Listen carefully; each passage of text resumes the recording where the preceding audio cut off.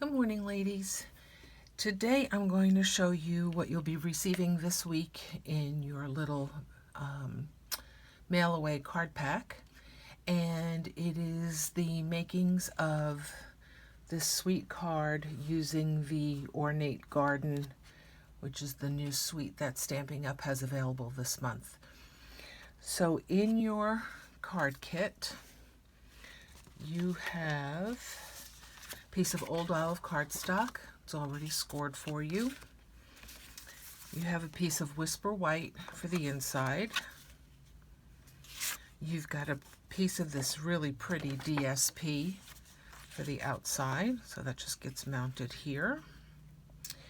And then I die cut one of the new frames that comes with the Ornate Suite, which gets mounted on as well. And then you have a piece of DSP that you need to fussy cut. It comes in an entire sheet that I've cut down, and so you'll cut out where you see the flowers best on your DSP. And then you're going to color them. This one I colored with Stamping Blends, so you can see the effect there. It's a little bit more precise when you do it with blends or even with a marker. This one I did with daubers. So this one is not as precise as you can see from the leaf here. It's more of a artistic Monet-ish kind of look. Then I've trimmed it out after I colored it and popped it up with dimensionals, and that'll go on here.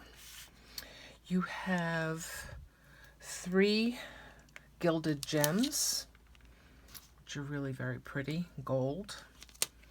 And then you have a bow in the terracotta tile ribbon.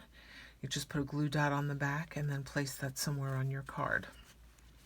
So really simple, but it'll take you a little bit of time to fussy cut out the flowers and to color them in.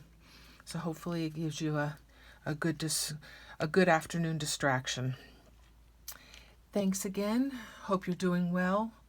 Think of you often and hope to see you all real soon. Take care.